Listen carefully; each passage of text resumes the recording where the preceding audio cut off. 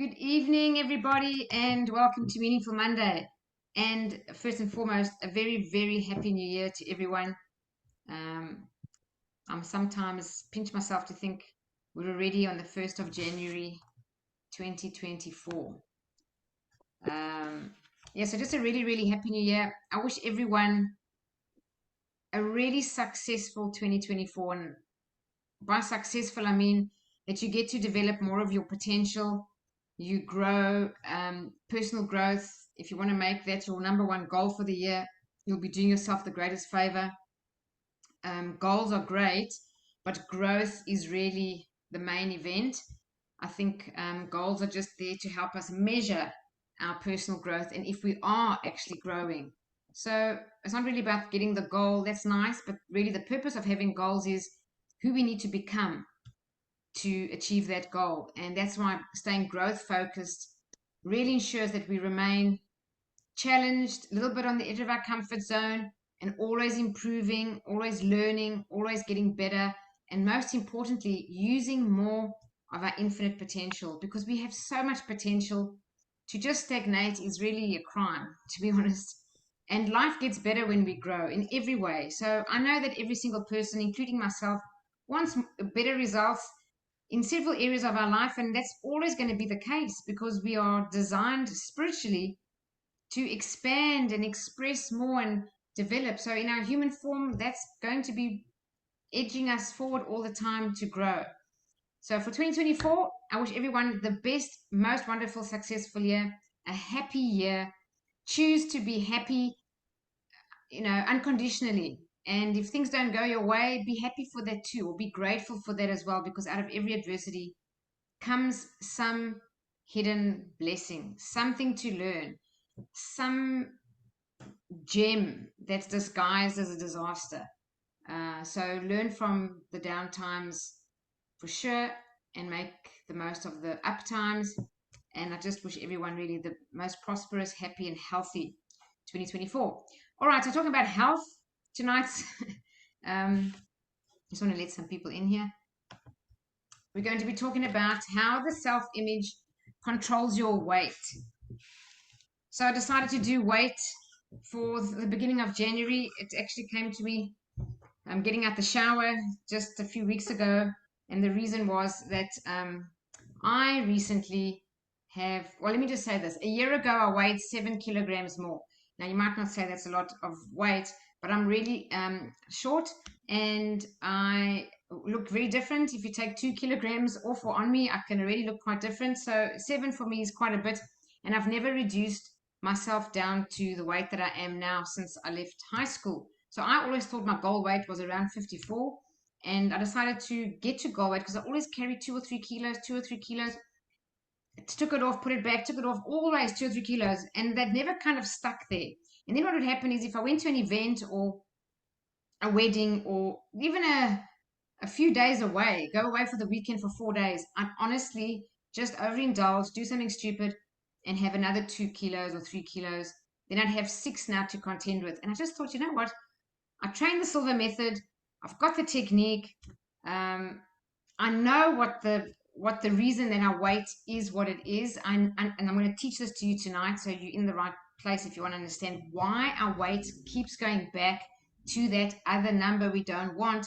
We'll take it off, but it'll shift all the way back. And I thought just use the techniques once and for all and get your weight down to goal. And then when you've done it, help others get there. And so I have. And I'm now, when I got to 54, my mind said to me, "You're probably 53." And someone else said to me, "What's your height?" And they said, "No, your goal weight's actually 53." Then I thought, really, is it? No, they said my goal weight's 52. Sorry. And I thought, oh, 52. I haven't been there since high school. Maybe I'll go to 53 in the middle. But when I got to 53, I thought, yeah, it's actually true. I could probably be okay and not look underweight if I was 52. And then I became 52. So that's where I am now. I'm actually 52. I put on about 900 grams since Christmas and New Year, which I think is really good. I normally put on about 4 kilos. 900 is a bit of a win, but it'll be gone in a couple of days because I know what I'm doing now, and I'm going to share this with you. So first and foremost, I want you to also know that you all have a self-image. That's the first thing. And I know you know this and you heard this, but really ask yourself, what does that mean? What does it mean that I have or you have a self-image? That image is your own idea of yourself in your mind, and it's not real, it's in your mind.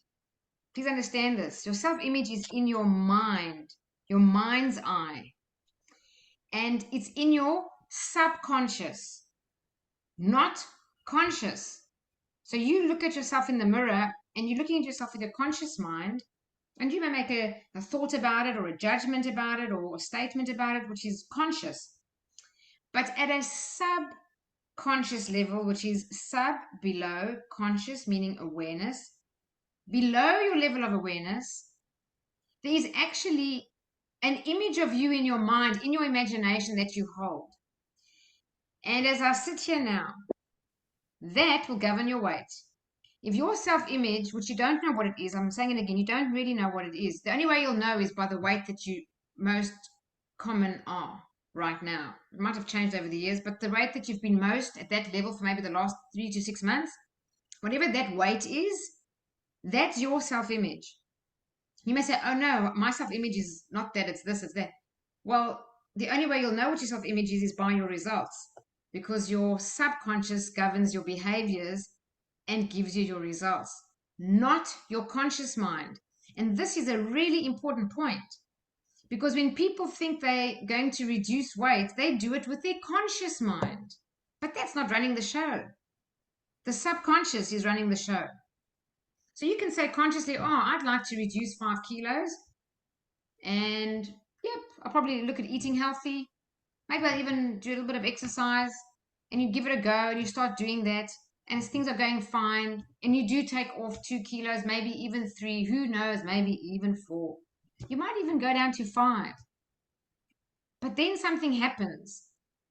And for some unknown reason, which even you cannot explain, you will watch yourself take behaviors against what you consciously claim you want to be weight-wise, and you do it again, and you'll do it again, and then you'll like be a bit angry with yourself for being silly and just indulging in the wrong way or taking the wrong behaviors. And before you know it, there are a couple of kilos back on. And if you don't be very disciplined, you will go all the way back to the weight you were before you made the conscious decision, because that weight is the self-image. Does that make sense?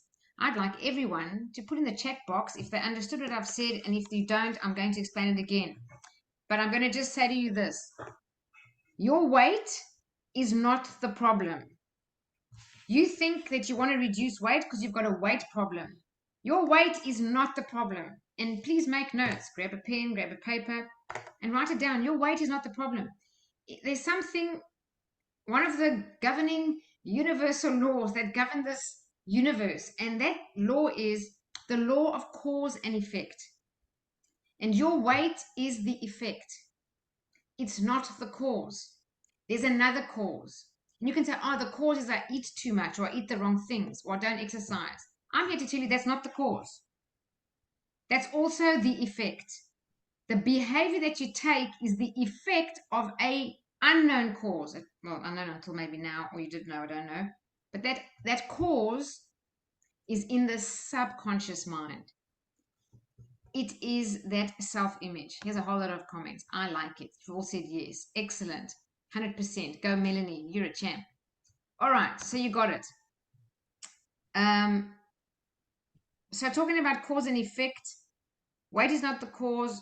The cause is in the subconscious, and the subconscious mind is a self-correcting mechanism, which I'll talk about. So I'm happy that all of you came to this Meaningful Monday tonight. I'm not sure if everyone sitting here is wanting to reduce weight. I've got no idea. Maybe some of you are at ideal weight, but I'm not too sure why. But those who did come here to reduce weight, maybe just drop in the chat box something other than yes, because you just all said yes. What was the reason that you came? Or let me ask you a better question. One of the core reasons people come to an event like this are these.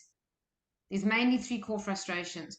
One is you want to reduce weight, but you've given it a go, you're not seeing any results, and so you maybe got a bit of lack of motivation, and you don't really have that big power behind you giving it a good go. So maybe feeling good, can I do this? Do I want to do this?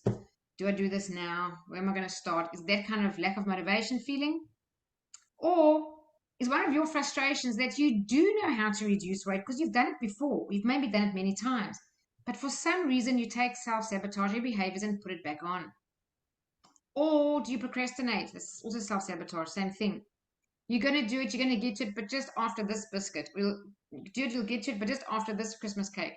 Or the last one, you've tried many modalities in the past and maybe they haven't worked for you. And maybe you're feeling a bit frustrated. So maybe type in the chat box which one of these it is for you if you came to the event for this reason. Let's see here.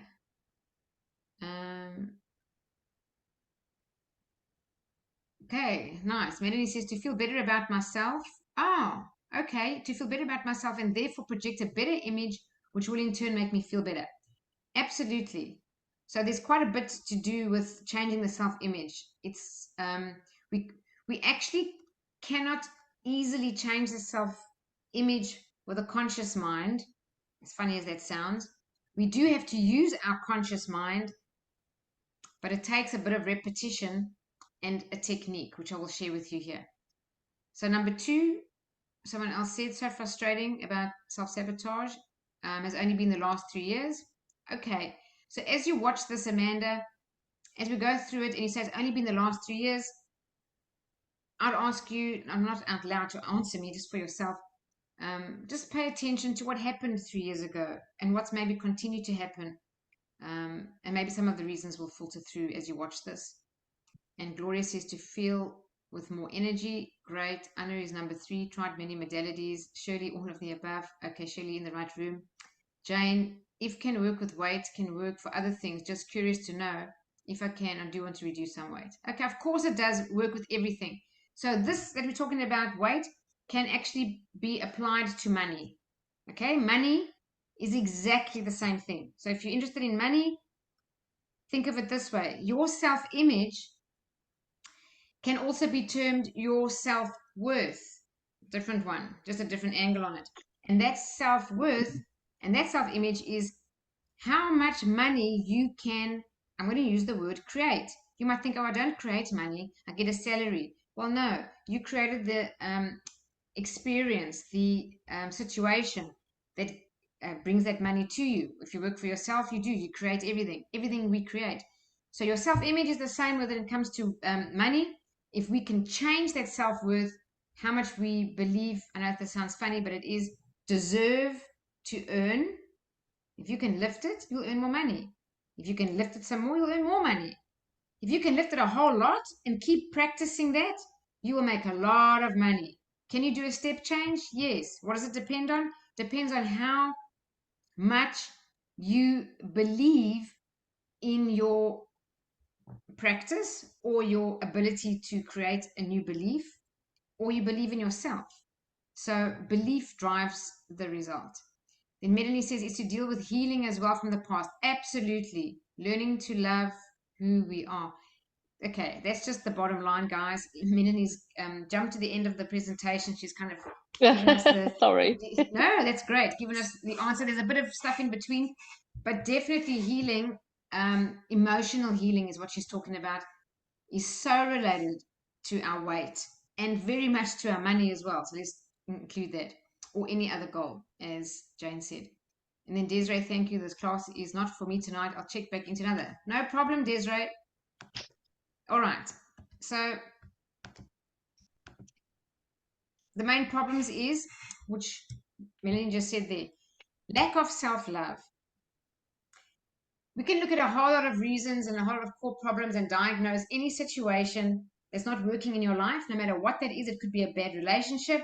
It could be that you keep losing money. It can be that you keep having accidents. It can be that you keep getting sick. It can be that you keep fighting with people. It can be that opportunities that come go as quickly as they come. It could be that you overweight, whatever it may be. At the very bottom core reason, there is an opportunity for everyone to love themselves more. Lack of self-love is a reason that we will not be in the best state in our own view, because when we love ourselves more, we will not allow ourselves to be in a state that we don't absolutely approve of and really admire, if I could say. Now, also in saying that, every person, even the healthiest people at ideal weight with everything they have, everybody can love themselves more. And that journey never really ends. And I'm not talking about this kind of vanity, self-love, or arrogance in any way, because that's really not love. That's actually fear disguised. So I'm talking about a healthy level of respect for yourself and a healthy self-esteem. The other problem that causes us to have weight that we don't need is something called core experiences. You could maybe change that term to trauma. I don't really want to use the word trauma. You can say trauma, but really core experiences are something that all of us have experienced, okay? And these core experiences are things like abandonment and rejection and feeling helpless. And every single baby on the planet feels those emotions several times in their very early years of life. So we all have some core experiences. So when the person who said we need healing, we all can do healing and more healing and deeper layers and deeper layers and deeper. And that can go on for your whole life, even if you live to 150, and you can still do more layers of self-healing and in turn self-love. Then the problem of the self-image I explained, and then just to remind you, the self-image is in the subconscious mind, and this is really important. Your subconscious mind is a self-correcting mechanism. It's like a thermostat. So no matter what you change on the outside, no matter how much weight you reduce, if you don't change the self-image as you go along reducing weight, the subconscious is a self-correcting mechanism. It will say, hey, suddenly there's 4 kilograms missing here. What the hell's going on? That's not you. This isn't normal. Let's correct, get into gear, and things are going to happen, and your behaviors are going to change, and then you're going to go, whoops, I don't know what's going on. I just ate ice cream, and yesterday I ate cake, and now I don't want to go to gym, and I've stopped going to gym for 3 weeks, and then the weight's back. And the subconscious says, whew, okay, perfect. You're back to safety. You're back to where you were. So just think about this. If you could then change the self-image with a proper technique or two, then you change the image in the subconscious mind. If it's changed, it's still a self-correcting mechanism. It means your body will automatically and most often effortlessly and very easily achieve that new weight. Now, that's the purpose of telling you this tonight. If we can change that self-image, it's a self-correcting mechanism, and you will take the right behaviors automatically. Your metabolism will even change. Your biology will be different. Everything that happens will change. And if you can maintain that new self-image, maybe the thinner version of you or the ideal weight version of you, if you can maintain it, because you need to actually practice this ongoing, even once you've hit goal weight, you've got to keep practicing it because it takes time to create that set point. But once you've got that set point, I kid you not, you could go to a party or something. They could be having lots of alcohol. You can drink it. You can be having a full 3-course meal. You can even have a donut at the end of the party. And the funny thing is, it's a self-correcting mechanism. You won't put that weight on. You'll say, oh, this is not possible. Now it's man. No, it's true. I know this is true because I've done it. Years ago when I was at ideal weight, this is years ago, I was doing this, I was maintaining my weight, and I used to tell people I can eat anything and my weight goes back to what it is, because in my mind I was conscious of being aware that I continuously held the self-image.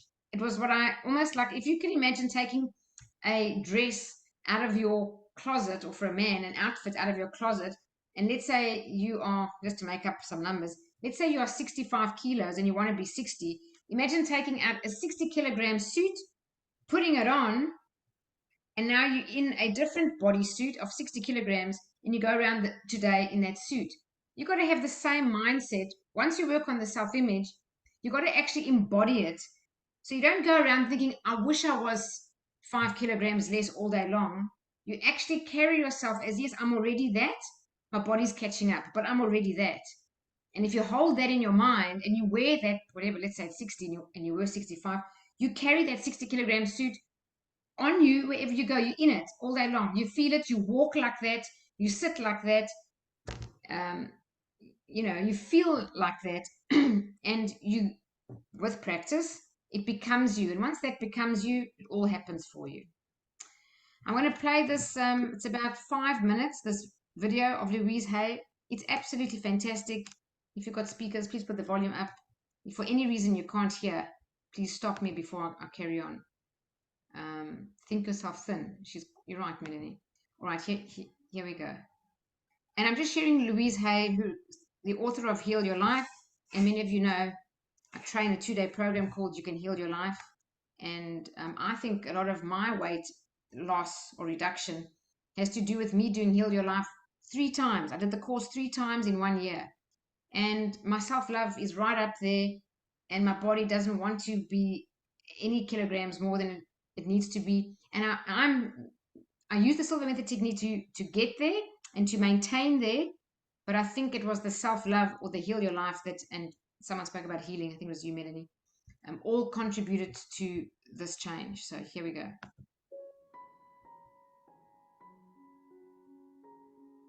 People often spend years and years fighting fat and are still overweight. They blame all their problems on being overweight. The excess weight is only an outer effect of a deep inner problem. When we feel frightened or insecure or not good enough, many of us will put on extra weight for protection. To spend our time berating ourselves for being too heavy, to feel guilty about every bite of food we eat, to do all the numbers we do on ourselves when we gain weight, are just a waste of time. 20 years later, we can still be in the same situation because we have not even begun to deal with the real problem. All we have done is to make ourselves more frightened and insecure, and then we need more weight for protection.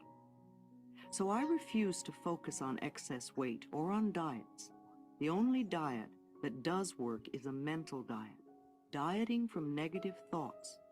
I say to clients, let's just put that issue to one side for the time being while we work on a few other things first.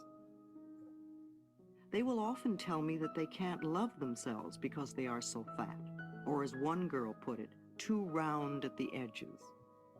I explain that when we begin to love and approve of ourselves, it's amazing how weight just disappears from our bodies. Sometimes, clients even get angry with me as I explain how simple it is to change their lives. They may feel I do not understand their problems. One woman became very upset and said, I came here to get help with my dissertation, not learn to love myself. To me, it was so obvious that her main problem was a lot of self-hatred, and that this permeated every part of her life, including writing her dissertation. She could not succeed at anything as long as she felt so worthless. She couldn't hear me and left in tears, coming back 1 year later with the same problem, plus a lot of other problems. Some people are not ready, and there is no judgment. We all begin to make our changes in the right time-space sequence for us. The real problem. So here is a client who has just looked into the harmless little mirror, and they are all upset. I smile with delight and say, good, now we are looking at the real problem. Now we can begin to clear out what is really standing in your way. I talk more about loving the self, about how, for me, loving the self begins with never ever criticizing ourselves for anything. I watch their faces as I ask them if they criticize themselves, and their reactions tell me so much. Well, of course I do. All the time. Not as much as I used to. Well, how am I going to change if I don't criticize myself? Doesn't everyone? To the latter, I answer, we are not talking about everyone. We are talking about you. Why do you criticize yourself? What is wrong with you? And as they talk, I make a list. What they often say coincides with their should list. They may feel they are too tall, too short, too fat, too thin, too dumb, too old, too young, too ugly, or that they're too late, too early, too lazy, and on and on and on. It's almost always too something. Finally, we get down to the bottom line and they say, I am not good enough. Hurrah, hurrah, we finally found the central issue. They criticize themselves because they have learned to believe they are not good enough. Clients are always amazed at how fast. Sorry, can you all hear? Jane, the sound is on. You just need to put your own speaker on. Fast we've gotten to this point. Now we do not have to bother with any of the side effects like body problems, relationship problems, money problems, or the... Sorry, I just got a few people in the chat. They can't hear. Several people said they can't hear. If you can hear, just put a thumbs up for me. I saw Shirley, you can hear. Melanie, can you hear? Just put a thumbs up in your camera. Oh, yep, I can hear. Okay, Vandana says I can hear. All right, yeah, just must be your sound, Jane. I can send you this video afterwards. Not to worry. Lack of creative expression. We Sorry, can put all the side effects like body problems, relationship problems, money problems, or the lack of creative expression. We can put all our energy into dissolving the cause of the whole thing, not loving the self.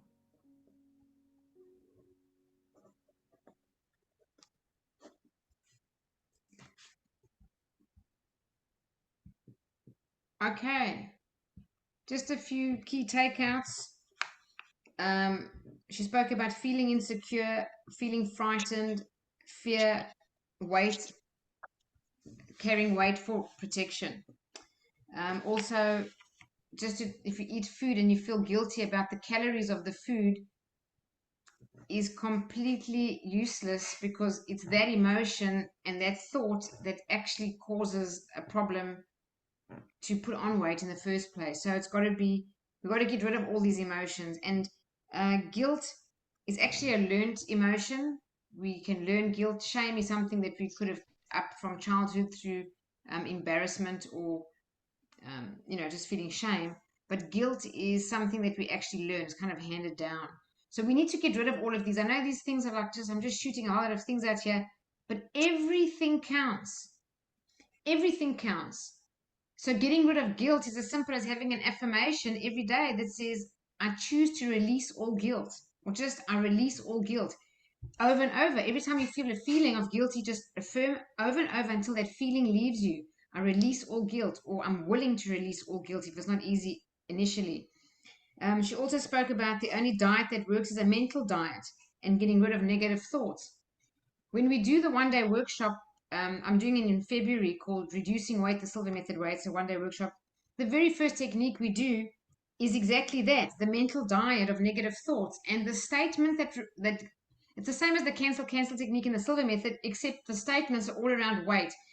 And they're completely different. So if you've done the Silver Method, what we got on the whiteboard at the end of the exercise, I can promise you now, is quite different. And once you realize what thoughts we think, even like these trousers don't fit me properly, or even the thought I don't want to go shopping because nothing fits me, or I don't like the way I feel in clothes, or whatever it may be. There's a whole lot of these negative thoughts. So that's one thing. Louise also spoke about, she said people say they can't love themselves till they reduce the weight. Well, it's actually first love yourself and then reduce the weight. Not that you've got to reduce the weight first, then you love yourself. You've got to love yourself first, then you reduce the weight. And she also said that woman who was doing the dissertation said that she felt worthless, and that the bottom line is people do not feel good enough or do not love themselves. So that is exactly it. And she spoke about giving clients a mirror to look at the real problem. In the one-day workshop, we also do some mirror work. If those of you who've done Heal Your Life, I know some of you sitting here have done Heal Your Life, the 2-day workshop, there's a segment in there of mirror work as well. However, what I want to add is, if you've never heard of mirror work, please look it up. You'll find Louise talking about it on YouTube. Just get right into it and learn as much as you can, and just don't judge it, don't question it, just follow the instructions. And it's really very simple as looking in the mirror and looking in your own eyes and speaking to yourself. And the first thing we need to learn is to love ourselves. And it's as simple as looking in the mirror and saying your own name, like Janine, I love you, I really, really love you. And some people cannot do that. In fact, they look at themselves in the eyes in the mirror, and sometimes self-loathing comes up, or sadness for some reason. They just want to cry. Everybody's different. So if it's very difficult initially, or you just look at yourself and want to criticize nonstop, just be aware. If there's a whole lot of self-criticism there, just be aware. Don't judge it. Just be aware and be gentle with yourself. Self-criticism, Louise said it here, has to stop. It's the very, very, very first step in loving yourself, is to stop all self-criticism. So if you find it difficult, you have to use the word willing. Just say, Janine, I'm willing to love you. Or even, Janine, I'm willing to like you. I don't know how I'm going to do it, but somehow, some way, I'm willing to learn to love you. I'm willing to like you. Have the conversation and don't run away from the mirror. Stay there. Keep going. Give it 5 minutes. Keep going. And slowly you'll see in just 7 days, if you do this every day, you're going to feel a whole lot different about yourself. You're going to have a good sense of self-esteem. You might even feel more confident. You keep going for another 10 days or 20 days or 30 days. Honestly, it's life-changing. Mirror work is a breakthrough technique for most people, including myself. So if you've never done it before and you're curious about it, or you have heard of it, or you've done some of Louise Hay's work and you'd like to really do it more, just take a pen and write this down. Go to Hay House and look up the 21-day Loving Yourself Mirror Work course and get it. It's $120. It's a video course, or buy the book. It changed my life. I do that about 4 to 5 times a year, every single year, and have since 2019. And every time it continues to improve my life. So mirror work is really important. Okay, so there's just some key takeouts from that really good video. That's short segment, so much shared there. Okay, so losing weight. We don't like the word losing in the Silver Method, by the way. We never use the word losing weight, because anything you lose, you want to find. Just lose your car keys and see how it's going to drive you nuts, and you'll want to find it. So we don't tell our mind, and our subconscious is always listening, oh, I've lost weight, because you want to go find it again. We say reduce weight or shed unnecessary weight, shed unwanted weight. But anyway, it says it here. Reducing weight is a mind game. It's true. Change your mind, change your body. This is exactly about the self-image. That's really what they're saying. All right, so we've discussed these, the root cause of weight problems: self-love, core experiences, self-image, self-conscious mind. This is a self-correcting mechanism. So let's talk about self-love. So I'm going to start at the bottom where the question mark is. If a person has lack of self-love, one of the very first symptoms is a lot of self-doubt. And just by the way, lack of self-love or something we're not conscious of. We're not doing it on purpose to ourselves or creating this in any conscious way whatsoever. Now, sometimes lack of self-love or lack of self-worth, we cover it up through humor. And we use self-deprecating humor, making jokes about ourselves. I just want to tell you that your subconscious mind has no sense of humor. So don't do it. That's what I want to say. Never, and I know I even have a comedian as a coaching client, and it's a discussion that we keep going back to, and somehow changing the comedy that she's doing on stage to get away from self-deprecating humor. Even if you know it's humor, that's your conscious mind, but your subconscious doesn't have a sense of humor, so it's self-critical. We don't want to do that. So that also, just be aware of that. And if you do look in the mirror, I would like you all to actually do that if you can. Do it tonight before you go to bed. Just go stand in the mirror before you brush your teeth or whatever, and look at yourself in the mirror and stare for a while.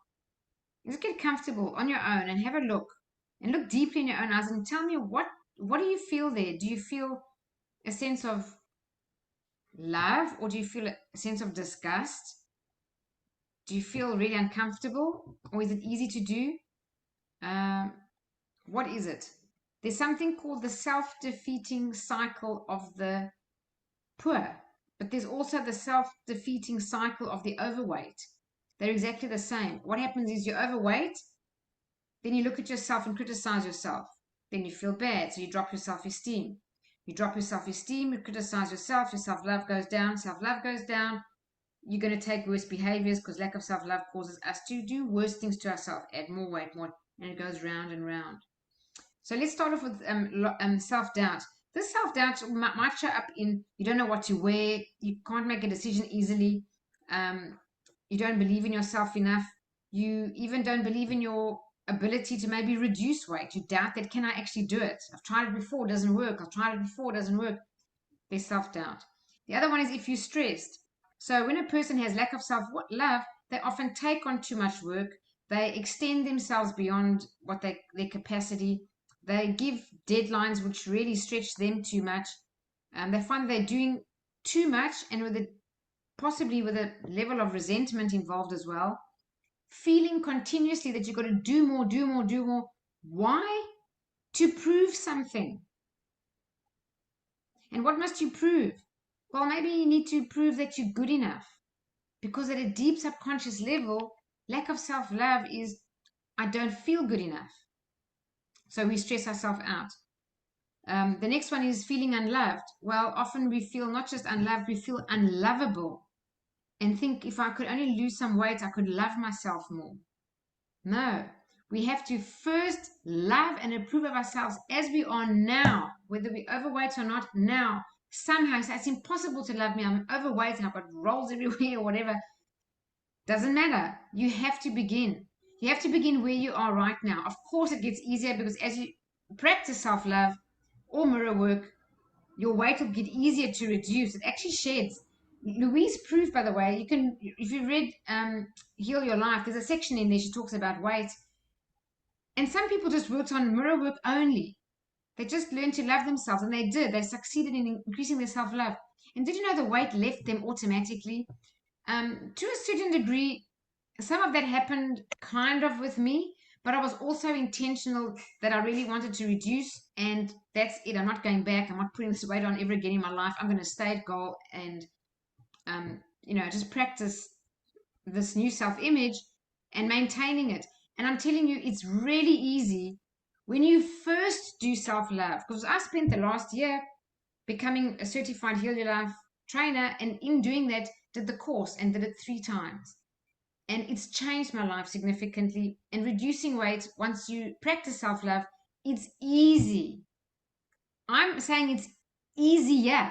So don't leave one out. Do them together to be successful and reduce weight and keep it off. And by the way, in reducing weight, the Silver Method Way one-day workshop, a whole lot of chunks of the workshop is Louise Hay's work. There is no way I could have, even I did this course 2 years ago. I wasn't trained in Heal Your Life. Even then, I included the same Louise Hay work because I myself knew there is no way a person can be really successful in reducing weight, taking it off and keeping it off, if you don't have a whole component of self-love in there, mirror work, affirmations. You've got to do them all together, and then it's really easy and you'll be successful. The other one is being withdrawn. So, just ask yourself, do you often stay in the background or not want to put yourself out there? Or you sometimes just prefer, like, not hiding, but it feels like you feel safer if you're hiding in the background, or not right in the limelight. Maybe that is the case. There might be some underlying fear there. The other one is critical of yourself or critical of others. Just be aware. Are you critical of others? Because a person cannot criticize others unless they criticize themselves first. And often self-criticism goes undetected by the conscious mind. We're so used to criticizing ourselves, we're not even aware. We just go on and on in the background. So that's just something to be really aware of. It's got to stop. All self-criticism And people say, okay, yes, they will. And then as we talk, I hear it. It continues and continues. I say, oh, cancel, cancel. It's like, oh, no. But it is. And they almost can't give up that attachment to berating themselves and criticizing themselves and being so hard on themselves if they do something wrong or eat something incorrect. Even then, still don't criticize yourself. Say, okay, I've had that. I'm going to be better from now on and, be more careful with what I'm eating, whatever it may be. The other one is worrying about failures. Well, the reason a person would ever worry about failures is because you want to avoid embarrassment and humiliation at all costs. So you want to take zero risks. You want to play it safe, not daring on any front. There's a saying, risk little, never achieve greatness. Those who risk little never achieve greatness. So why would you want to avoid embarrassment and humiliation? Because you don't love yourself enough. I just did a talk this morning on the radio with Nancy. It was about, starting the new year, and we were talking about risk taking and failure and making mistakes. And boy, if I had a whole hour with you, I could talk for hours on the value of making mistakes, the value of taking bigger risks and having many failures, because that's how you really become very successful. People think, oh, how can that possibly be? You got to be successful by not failing. No, no, no, no, no. If you read enough books on the subject, you'll find that everybody who's very successful basically failed their way to success. And I wasn't like that years ago. I used to avoid failure until I learned from John Maxwell. So I'm part of the John Maxwell team, and I've read so many of his books, and one of them is titled Failing Forward, or Sometimes You Win, Sometimes You Learn. So a person who worries about failure has got a lack of self-love, because when you increase your self-love, you're ready to risk more and learn about everything along the way. You learn about yourself, you learn about life, you learn valuable lessons you could never buy in a course. So all of these are really important to look at ourselves and how much are we any of these things? Where does our self-love kind of rank? And the last one is not feeling not good enough. Okay. As Louise said, that's the bottom line for many people. And this term, feel that you don't deserve, so you don't deserve more money, is not conscious, it's subconscious. Or I don't deserve to be better looking or thinner. I know this sounds crazy. You'll say, I would never think that, Janine. What a stupid thing to say. Of course you wouldn't think that at the conscious level. Do we think that at the subconscious level? Yes, many people do, including myself. Everybody to some degree has got this not deserving, because it's part of our 0 to 7 imprint phase. So your paradigm or your programming or your conditioning, most of it is determined by age 5, believe it or not, as a kid.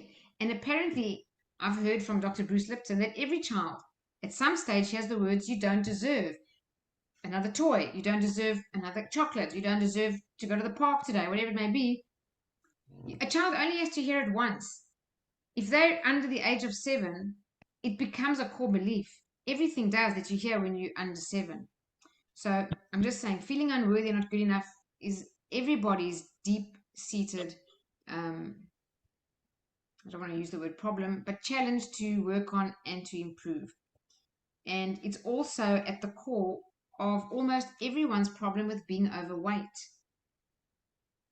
That is really one of the main reasons for being overweight, is at a deep subconscious level, we don't feel worthy of being at ideal weight, and somehow I don't feel good enough. Like someone wrote, that's me, fear of failure. Okay, thank you for saying that. I appreciate you saying that's me, fear of failure, Melanie, because that was me too. And I remember it was in the year 2013. I was sitting in Orlando in a John Maxwell event, and he was giving a talk.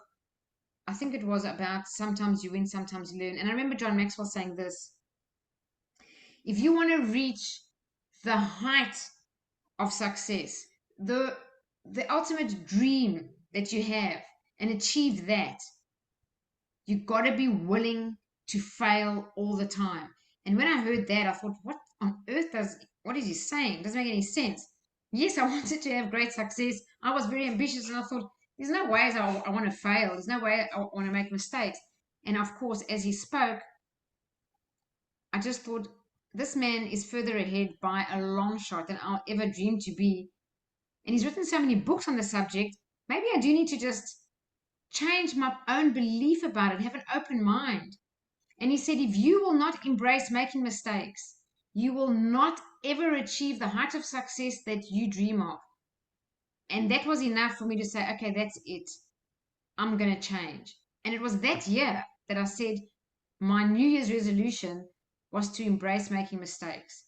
So worry about failures is really important. We need to get rid of that. And, you know, what's the worst that can happen? What's the worst that can happen? No matter what it is you're risking, what is the worst that can happen? It's really not that bad, whatever it may be. All right.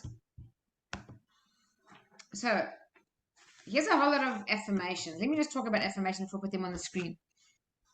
Louise Hay's work uses a lot of affirmations. When I ask an audience what is an affirmation, they tell me things like this. An affirmation is a positive statement about a state that or future state that we want to create. It's in the present tense. It's personal. Yep, those are affirmations. However, I want to tell you this. Every thought you think, everything you say is an affirmation. Even the negative ones, they're also affirmations. Everything is an affirmation. So if you say, whenever I eat bread, I just put on weight, that's an affirmation. Does that count? Oh, yes, it counts. How? Well, this is going to sound, if no one's read The Biology of Belief by Dr. Bruce Lipton, this is going to sound a bit far-fetched. Please just trust me on this. This has now been proven scientifically.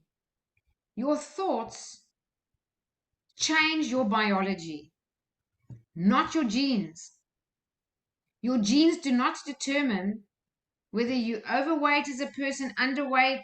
There's no such thing as hereditary diseases. This is called epigenetics. It's scientifically proven since the 80s. Traditional medicine hasn't caught up. So if you know what I'm talking about, you're ahead of your own doctor. And if you are a doctor, please watch The Biology of Belief. It's a 2.5-hour lecture of Dr. Bruce Lipton on YouTube, or read his book. But this is the new medicine that's been proven. So he proved that every thought changes our biology. So if a person thinks, when I eat carbs, I put on weight, it's not true that carbs make you put on weight. You believe that eating carbs makes you put on weight, and the belief causes the weight to get packed on.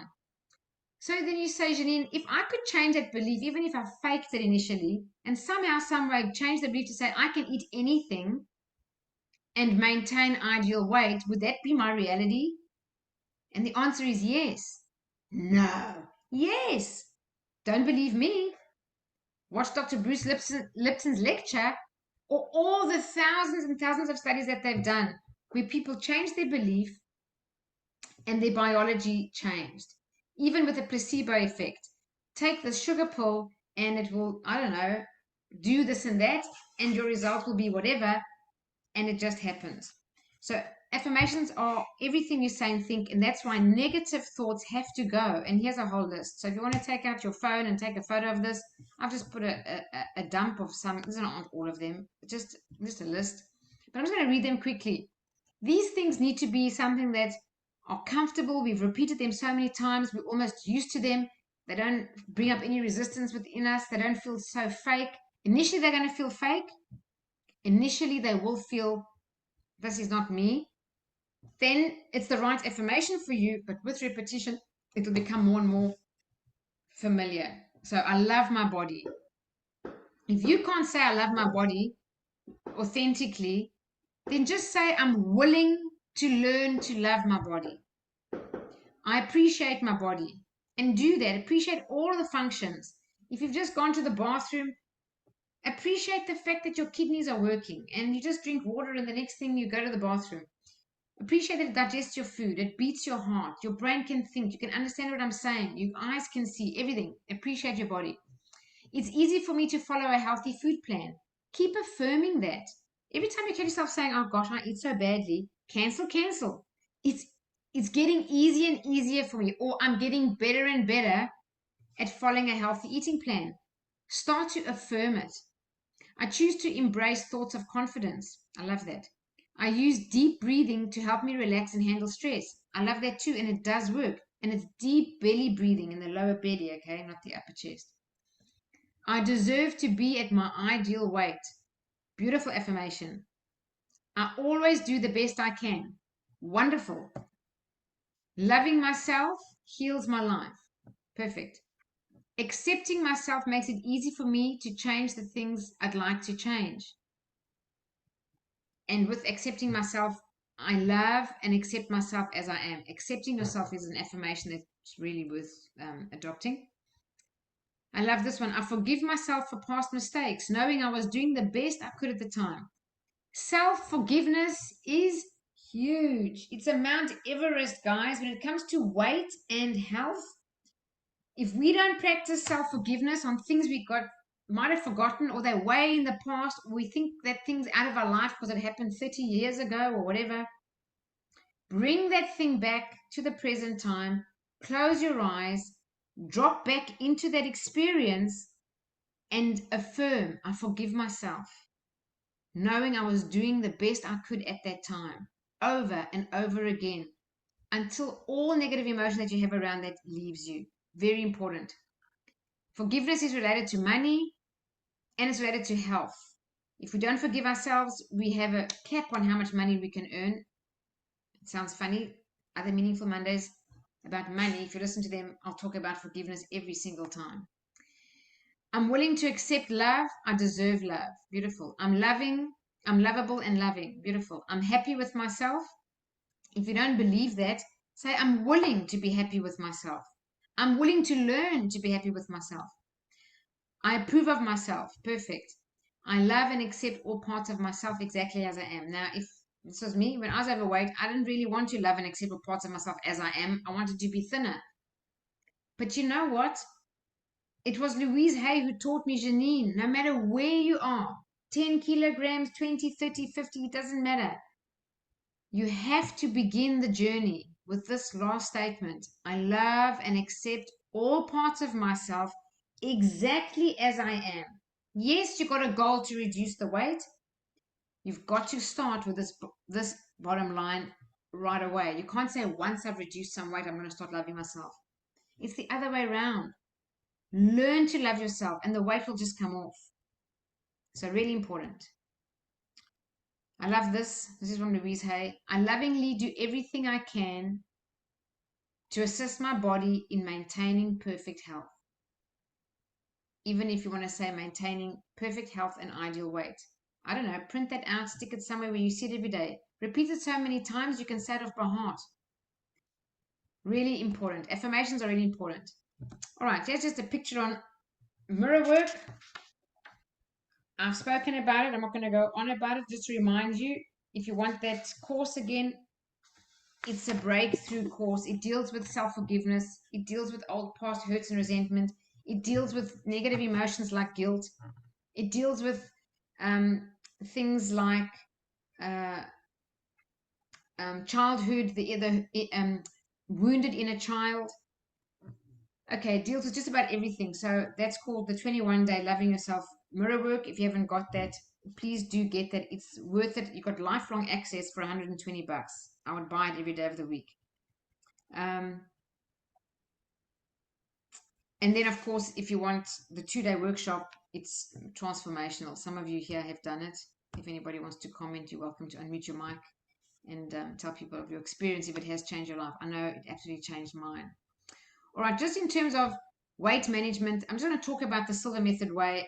We use a technique called the Mirror of the Mind. And if you're a Silver graduate, it's Mirror of the Mind that you're going to use. This lady reduced 35 kilos, and it's a visualizing technique. So if you haven't done the Silver Method, you can just do this. Close your eyes and relax your body. Take a few minutes to relax your body, then relax your mind. Initially, acknowledge what causes the weight problem. You just got to acknowledge it.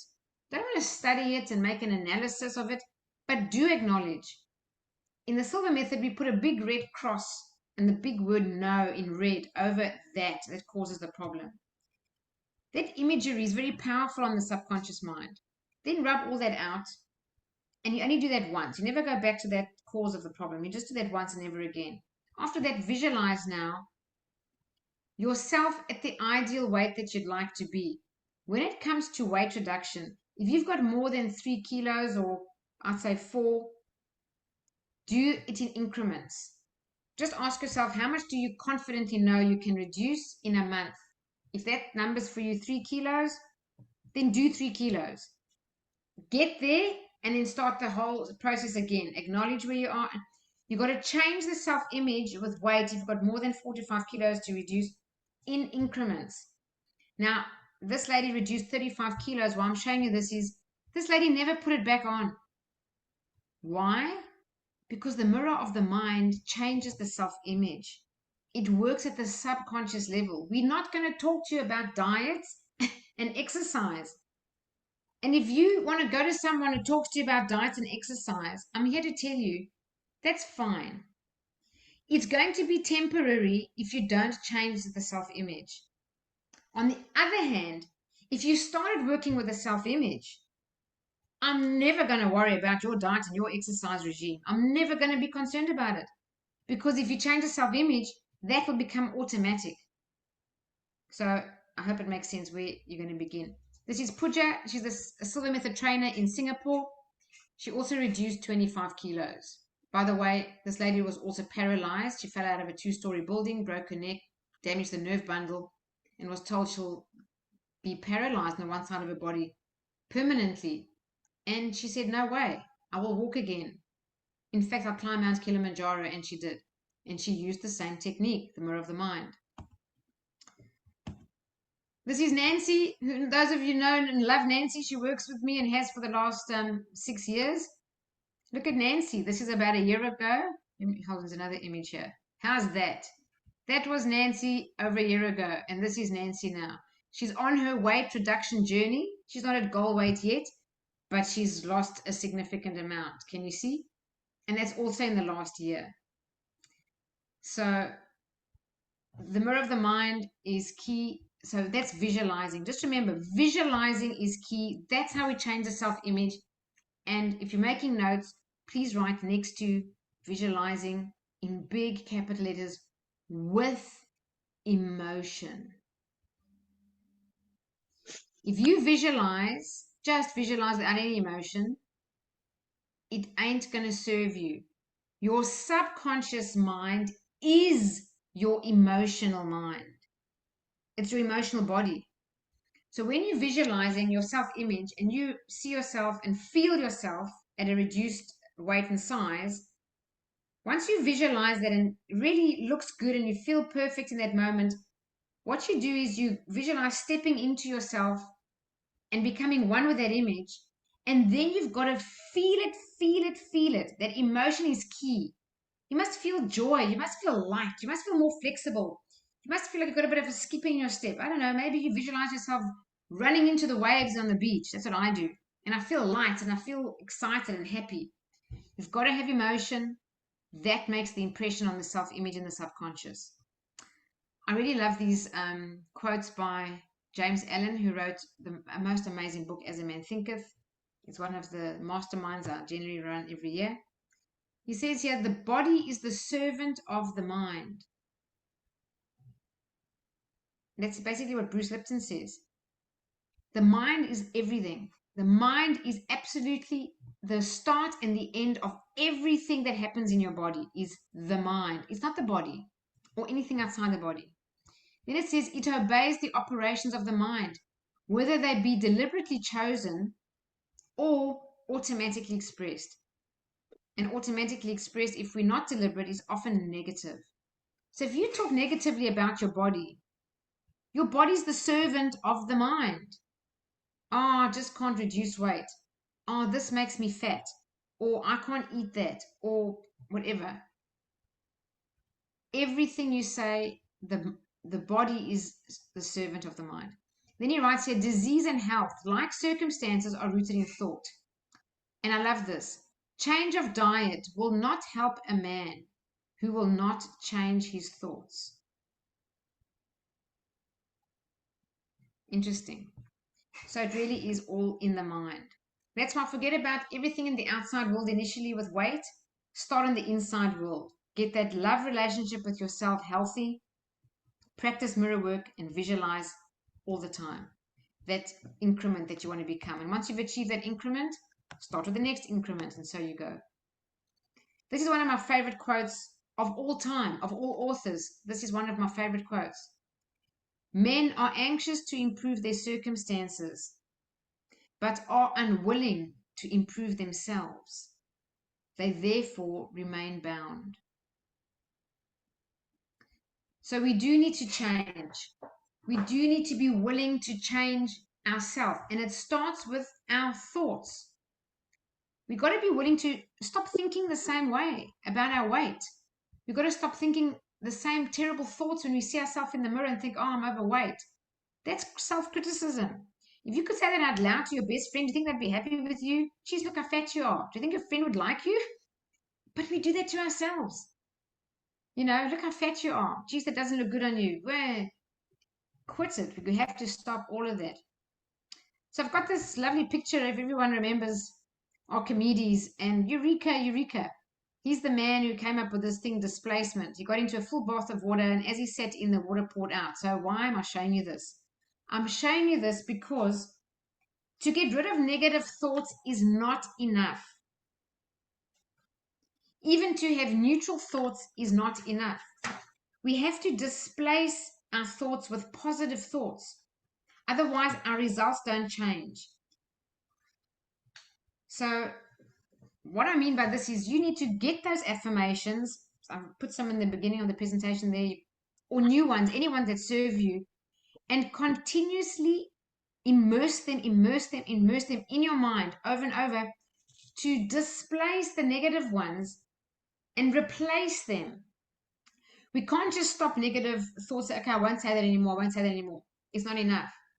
We need to have displacement. So we're actually taking the negative ones out by pushing positive ones in.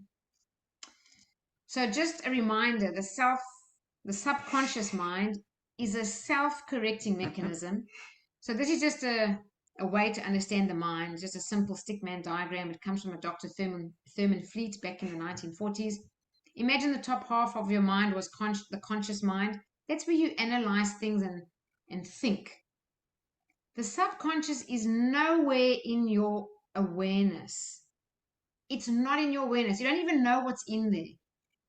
All I can tell you is the subconscious drives your behavior. That B is for behavior, or the body, every function in the body, and that gives you your results. So when we think, oh, I'm getting bad results because consciously I haven't done this, and consciously, my friends, it doesn't work that way. We can't change our results by consciously having more willpower, by consciously making more effort. People think it works that way. It doesn't work that way, unless maybe you're Arnold Schwarzenegger and you've got a level of discipline that's a 10 out of 10 every day consistently for the rest of your life. Okay, you're an exception, outlier. But for the majority of people, effort and willpower are never going to change your results. You're going to have to change the subconscious programming, which includes all our habits, good and bad, all our beliefs. I get fat if I eat this. I'm allergic to that. I have an allergy. Do you know that an allergy is a conditioned response? Can you uncondition it? Yes, you can. Am I telling the truth? Yes, I'm telling the truth. Watch Dr. Bruce Lipton's video or read The Biology of Belief. It's a conditioned response. We got that condition at some point in our life when we connected a very negative experience emotionally to something we were eating. And the next time we ate it, the body connected and said, oh, this thing that you eat makes me very upset. Maybe the child was 2 and the parents were fighting. It was eating scrambled egg. 2 weeks later, it eats scrambled egg. The parents are not fighting. The child feels sick. The brain connected the scrambled egg and the emotional upset, and that's a conditioned response. So they got an allergy. So people think they can't change their allergies. You can change your allergies. You can get rid of them. Pooja got rid of paralysis. How much more difficult is paralysis to an allergy? Way more difficult. Can a person cure diabetes? Yes, you can. Can you cure another condition? Yes, you can. Cancer? Yes, you can. Everything comes down to our beliefs. Our beliefs govern our experience and our bodies. Confidence is in the subconscious mind. The self-image is in the subconscious mind. And if you work on the subconscious mind, you'll change our behaviors automatically, because that's what drives 95% of our behaviors, and you'll change your results. So in summary, beliefs, that's why the book's called The Biology of Belief. Your beliefs determine your living experience. Your beliefs drive your behavior. 95% of what you do is habit. 95. You think you're living consciously. None of us are living consciously. 95% of your results stem from your imprint phrase of 1 to 7. So how do you change your results? Well, you change the subconscious program that runs this show.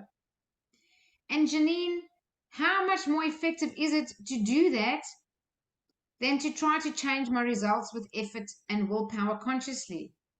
Well, the answer is not 100 times more effective, not 1,000 times more effective, not even 10,000 times more effective. According to neuroscience, it's 33,000 times more effective to change your subconscious program than to ever try to change your results with effort and willpower. How do you change your subconscious program? You use affirmations all the time. You displace those negative thoughts with positive ones. You visualize with emotion. And then, of course, you take behaviors that are congruent with the desire and the belief that you're wanting to create. So visualization is everything. If you can imagine something, you can do it. Nothing happens in reality unless it happens in your mind first. 100%. So talking about core experiences, everyone has these. Everyone on the planet suffers from abandonment and rejection issues. If you don't believe me, think about how many times a child cries when they're a baby. How many times do they feel abandoned? They're not really abandoned. Well, maybe some people are. But if you consciously think I wasn't abandoned, your child, you felt abandoned. If your mother left the room because the pot was boiling over while you were calling her, you might feel rejected by some simple experience as a kid when it's not really rejection. But we have these inner child wounds we're unaware of today. They're deep subconsciously in our consciousness or in our psyche, and these can be referred to as trauma.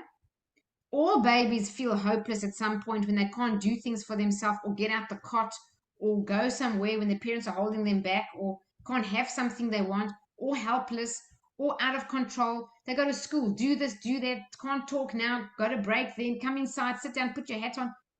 So we all suffer from these, depending on the person. Some are stronger and some are weaker. We need to heal these too. And the healing on these particular issues never ends. So in the one-day course, which is Reducing Weight the Silva Method Way, we work on these in a specific technique by Laura Silva to go back in time and rewrite our imprint phase. Okay, I always say you can only determine success by your results. So people say it doesn't work or it does work. Well, the only way you know it works is by your results. So I'm saying to you, I know this works because I've done it myself. You saw Nancy's picture. We work together. We're always on the same page. This can be your experience. There's no one who's different. And all you need to do is, Louise said it in her video, be ready. If you're ready, it'll happen for you. So to sum up, the self-image controls your weight, not your hand putting the food in your mouth. That's not the cause of the weight problem. If I could say that again, I would say it again. It's nothing to do with what you're eating. It's got nothing to do with what you're doing. It's your self-image that's causing you to put your hand out and put the wrong food in or whatever it may be. So let's practice more self-love. Here are the keys. Heal that trauma core experience.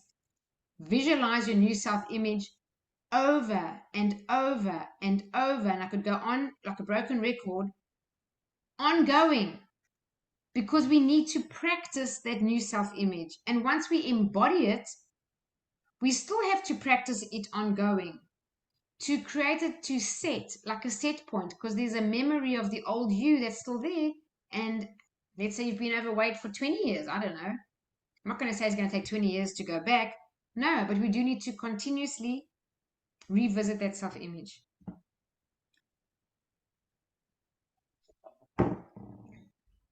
And then when we change the self-image in the subconscious mind, let the body change, let the subconscious change the body automatically, and with much, I wouldn't say effortlessly, but a lot less effort.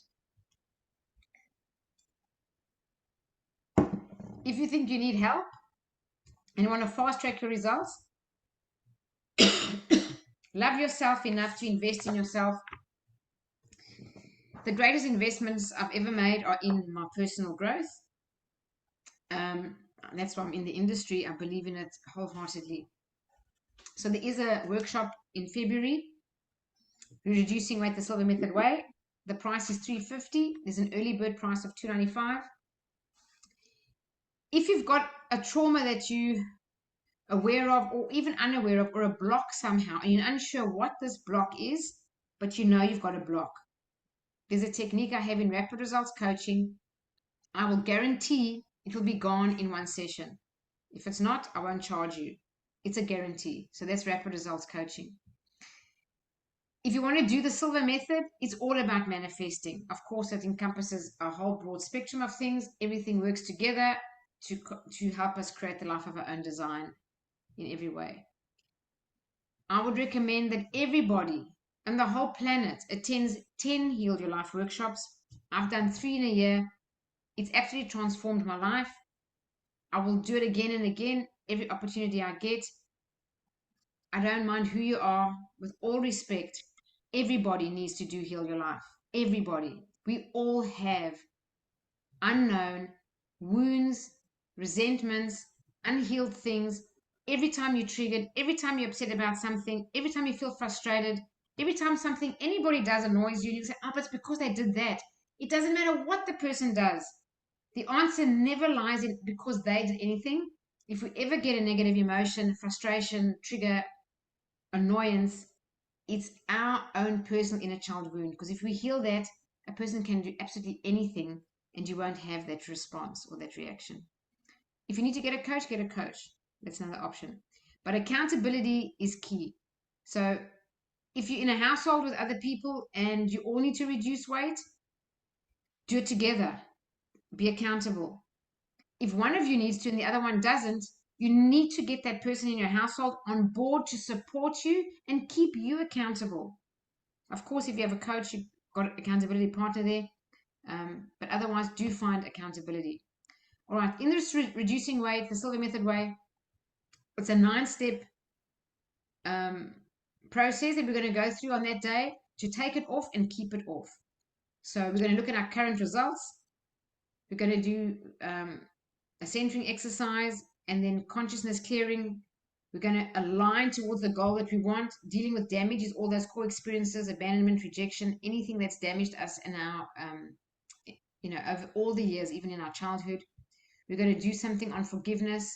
We're going to do an anchoring exercise, the 3-finger technique from the Silver Method, regarding your weight, regarding every time you eat, every time you order from a menu, every time you wake up in the morning and look at yourself in the mirror. You keep using the 3-finger technique throughout the day and how we align that to where we're heading. Picture perfect is how to get that self-image. Picture perfect, embody it, change it, work on it, learn the technique on that one. Recognize the root cause. We're going to go back and work on that. The cycle of comfort, you've got to understand that our comfort zone is a very powerful force that keeps you where you are. And if you want to change, you've got this force working against you all the time. And that's what self-sabotage is. It's the comfort zone. The subconscious wants to keep you the same. So how do we work with that? And there's a terror barrier. Help us understand that and how to crash through the terror barrier into freedom. And then obviously also do affirmations on how we implement a plan going forward for ourselves to maintain the road that we're on, that we systematically and methodically can get to goal weight and maintain it. Just to talk about quickly the rapid results, if anyone's interested, contact me. But it's for unknown blocks and it's for known blocks, memory associated. It could be someone trying to murder you, or an accident, or a rape, or sexual abuse, or whatever it may be. And then just what's coming up before we meditate.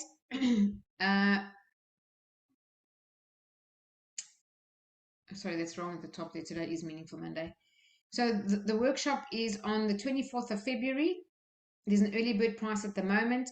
It will be both on Zoom and live in my Parramatta office. So if you're in Sydney, please come into the room for your benefit. If you can't travel, fine. You can do it on Zoom, absolutely fine, no problems at all. And then just to talk about, if anyone wants to attend the Silver Method and you haven't yet and you're thinking about doing it, I don't know if you're aware or not, I've seen the emails, I've seen a whole bunch of them. There is a global price increase.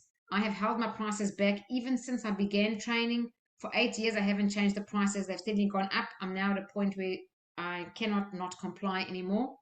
The price is moving right up. I'm still below the US benchmark of 2,450, but the price is from tomorrow going to be 2,200, new to the Silver Method if you haven't done it before. So if you want to book either for Perth or for Sydney in February, please do so before tonight. If you want to do Heal Your Life, this is the most powerful 2-day workshop I personally have ever done. I recommend it for everyone. There's one in March. The early bird ends in February, the 18th. The dates are 21, 22 March in Sydney as well.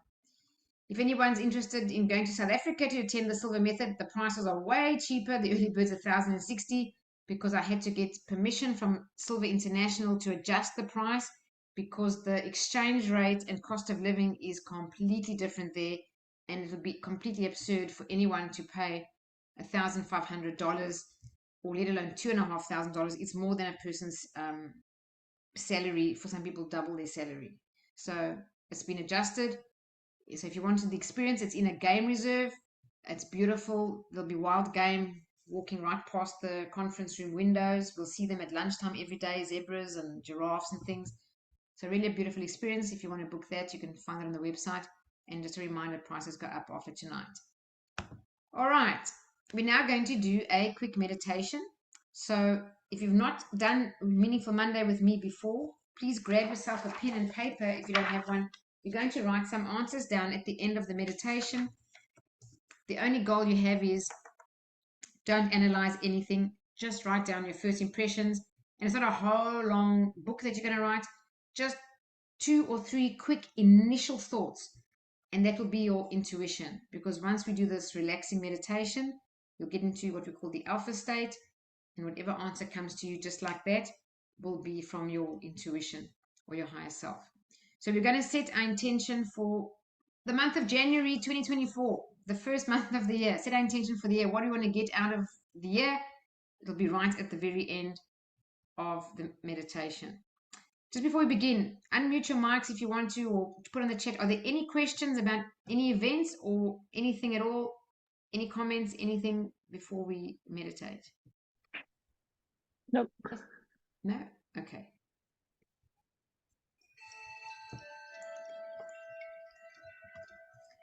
All right. So what I'd like you to do is now just make yourselves comfortable. Maybe put a pen and paper in a very comfortable position that you move the least to write. You stay in the same position. Keep your cameras on. And take a nice big deep breath in. And as you exhale, just relax. And I'd like you to relax your body consciously from the top of your head, flowing slowly downward throughout your body, all the way down to your toes. Take another deep belly breath in. And as you exhale, blow out like you're blowing out a candle. And feel your shoulders relax. Any tension in your shoulders or neck, just relax. Relax your legs, your thighs, your calves. And just continue to breathe slowly, deeply, and rhythmically, and relax.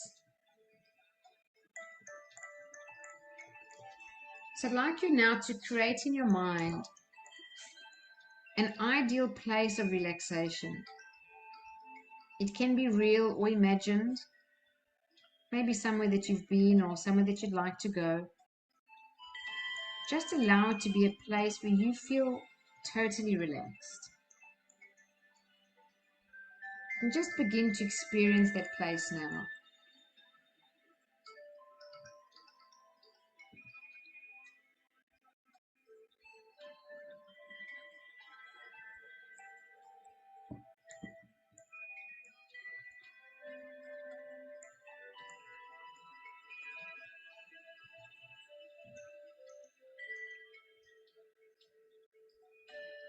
And now you're going to add a waterfall of white light into the scene. Place it wherever you choose. This waterfall of white light is really gentle, allowing you to stand under the cascading white light. This light is a healing energy, a clearing energy. Your waterfall of white light is now created. Walk over to the waterfall and stand under this cascading white healing light.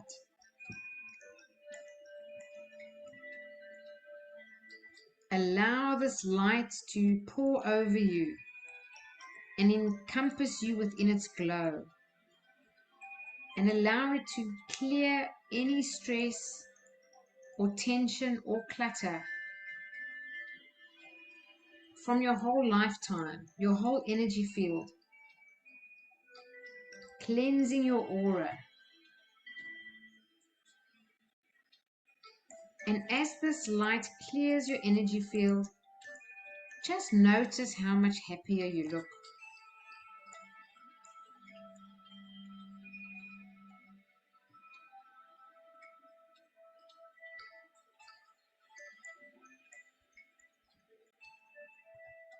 Notice the smile on your face, and just notice how any weights or worries that you've been carrying are no longer a burden. And your energy field is now expanding out as you are radiating love.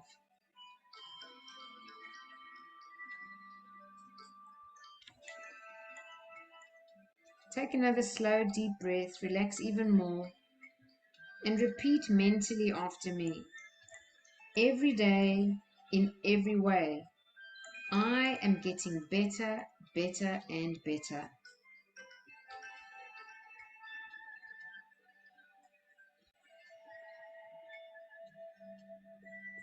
Repeat mentally, positive thoughts bring me benefits I desire.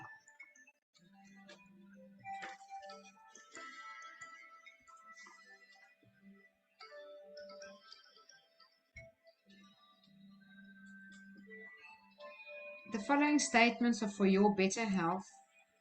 Keep in mind, from now on, I will occasionally be speaking in your place. Every second, every minute, every hour, every day, every cell, tissue, organ, and system of my body is revitalized, restored, and renewed, resulting in a perfectly healthy body, mind, and immune system.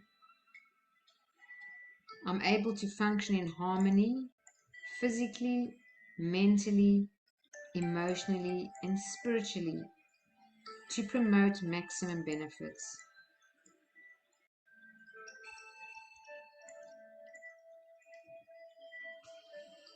It's now time to step out of the waterfall. Your energy field is now clean and clear. You feel very relaxed and very aware. You have now reset your body and mind for the month ahead, and it's now time to set your intention for the month ahead, the month of January. So what you're going to do now is you're going to tune into your inner wisdom. I'm going to count back from 10 to 1. When we reach the count of 1, just trust yourself that you have tuned in to your own inner wisdom, your intuition or higher self, that part of you that knows what's best for you. 10, 9, 8, 7, 6, 5, 4, 3, 2, 1. You have now tuned in to your own inner wisdom, that part of you that, if you tuned in, guides you and intuitively knows what is best for you.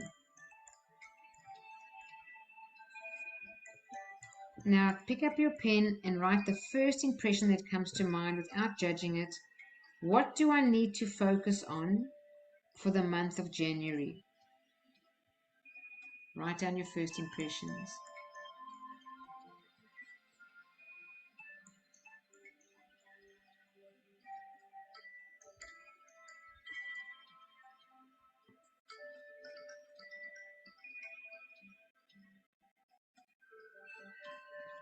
What do I need to focus on for the month of January?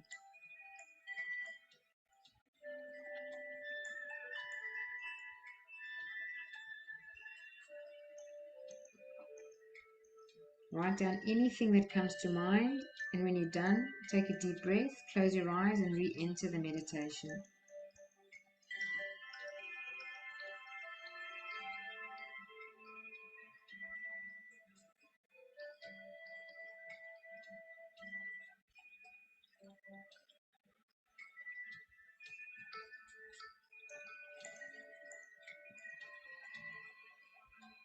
Next question. What steps do I need to take me closer to what I want to be, do, or have? What steps do I need to take me closer to what I want to be, do, or have? Write down your first impressions.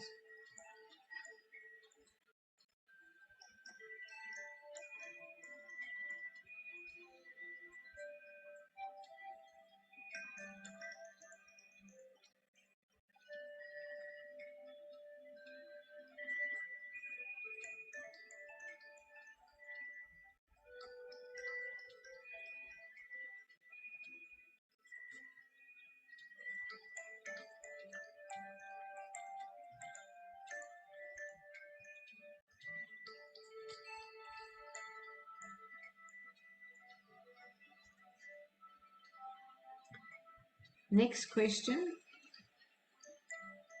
What do I need to let go of?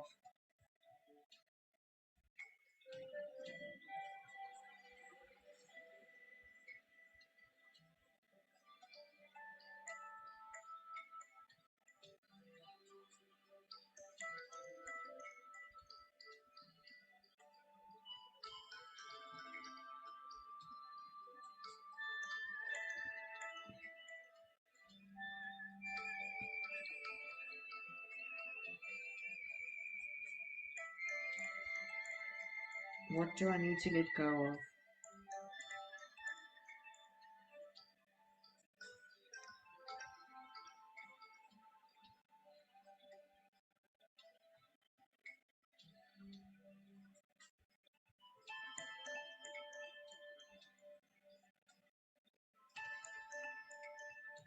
And last question. Is there anything else I need to know, or is there anything else I need to do? Is there anything else?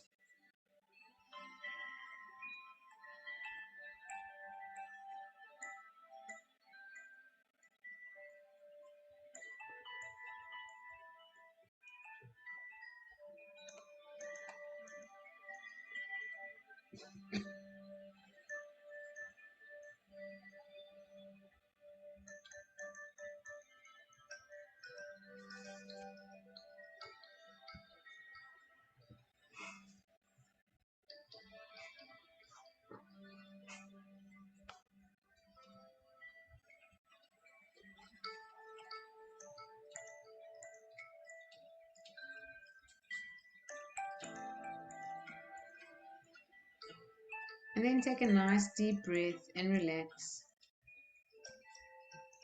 I'm going to count from 1 to 3. At the count of 3, you'll open your eyes, be wide awake, feeling fine, in perfect health, feeling better than before. 1, 2, 3. Eyes open, wide awake, feeling fine and in perfect health, feeling better than before. Welcome back, everybody. Anybody get some answers for themselves there? Great. Thank you. Excellent. Thank you so much. Thank you, Vandana. Thanks, Shirley and Chris and Anu and Melanie and Jane. Amanda. Hi, Amanda. Okay, I'm going to just pause the recording